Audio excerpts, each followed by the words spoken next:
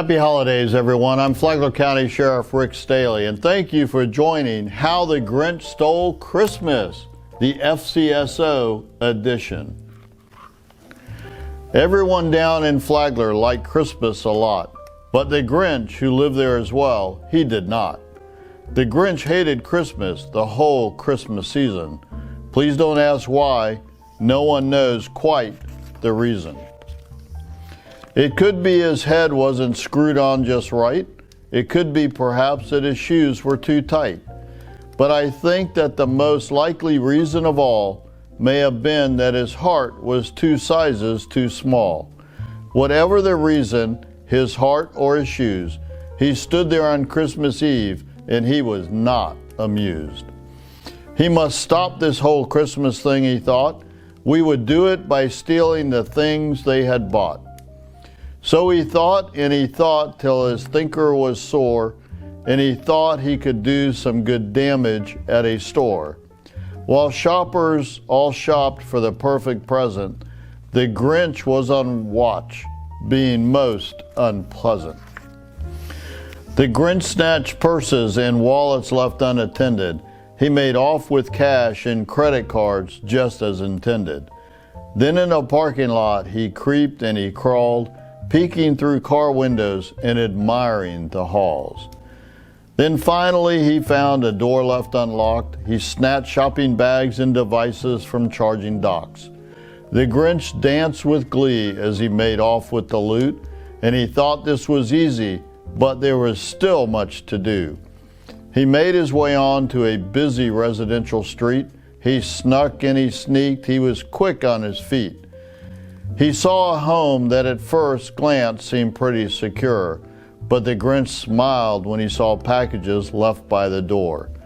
The Grinch stole not 1, not 2, or 3, but 33 packages left out to be seen.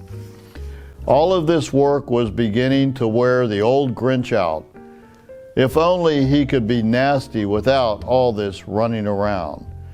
Then the Grinch had it, a horrible plan indeed. He could, he thought, do the most damage from behind the scenes. So the Grinch set up a most dastardly trick. He made phony phone calls and pretended to be Saint Nick. Ho, ho, ho, it's me. You've won a prize, the Grinch lied. Just send me your info, the Grinch cried in disguise. It seemed all his schemes were going as planned, but the people of Flagler had about all they could stand. One Flagler fellow called FCSO and reported a theft. He told deputies his wallet was not where it was left. Another Flagler lady called the sheriff and said her car had been burglarized. The word began to spread.